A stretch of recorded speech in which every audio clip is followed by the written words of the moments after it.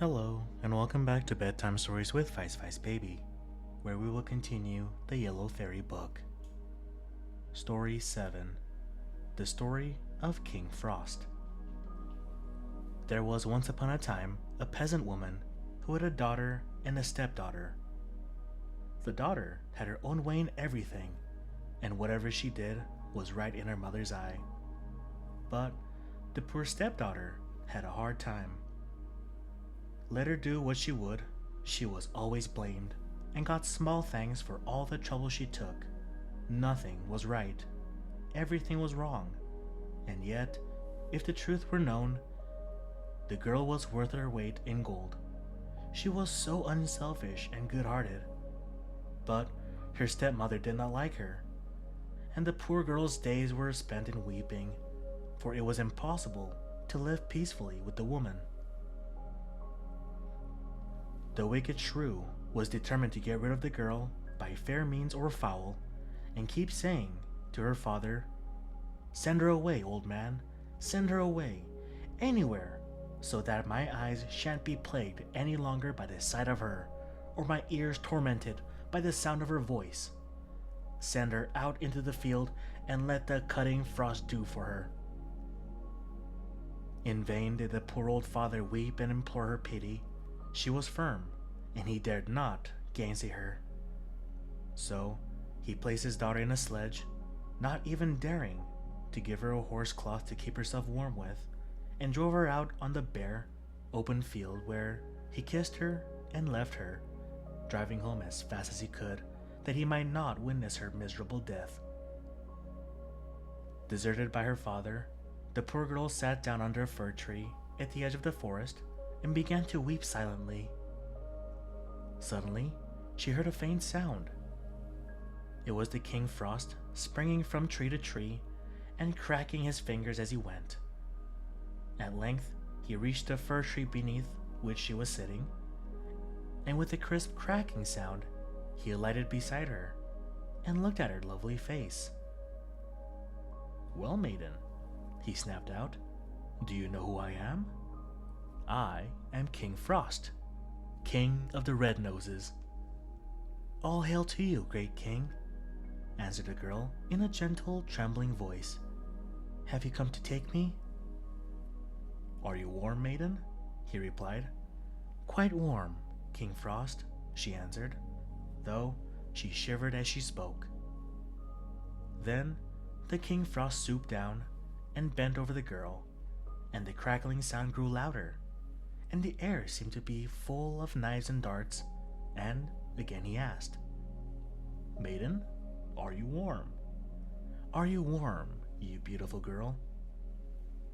And though her breath was almost frozen on her lips, she whispered quietly, "Quite warm, King Frost." The King Frost gnashed his teeth and cracked his fingers, and his eyes sparkled, and the crackling, crisp sound was louder than ever. And for the last time, he asked her, "Maiden, are you still warm? Are you still warm, little love?" And the poor girl was so stiff and numb that she could just gasp, "Still warm, O king." Now, her gentle, courteous words and her uncomplaining ways touched the King Frost, and he had pity on her, and he wrapped her up with furs and covered her with blankets, and he fetched a great box, in which were beautiful jewels and a rich robe, embroidered in gold and silver. And she put it on, and looked more lovely than ever, and King Frost stepped with her to his sledge with 6 white horses. In the meantime, the wicked stepmother was waiting at home for news of the girl's death and preparing pancakes for the funeral feast. And she said to her husband, "Old man, you had better go out into the fields and find your daughter's body and bury her." Just as the old man was leaving, the little dog under the table began to bark, saying, "Your daughter shall live to be your delight. Her daughter shall die this very night." "Hold your tongue, you foolish beast," scolded the woman. "There's a pancake for you, but you must say, Her daughter shall have much silver and gold. His daughter is frozen quite stiff and cold. But the doggy ate up the pancake and barked, saying, His daughter shall wear a crown on her head. Her daughter shall die unwooed, unwed. Then the old man tried to coax the doggy with more pancakes and to terrify it with blows, but he barked on, always repeating the same words. And suddenly, the door creaked and flew open, and a great heavy chest was pushed in. And behind it came the stepdaughter, radiant and beautiful, in a dress all glittering with silver and gold. For a moment, the stepmother's eyes were dazzled. Then she called to her husband. Old man, yoke the horses at once into the sledge and take my daughter to the same field and leave her on the same spot exactly. And so the old man took the girl and left her beneath the same tree where he had parted from his daughter. In a few minutes, King Frost came past, and looking at the girl, he said, Are you warm, maiden? What a blind fool you must be to ask such a question, she answered angrily. Can't you see that my hands and feet are nearly frozen?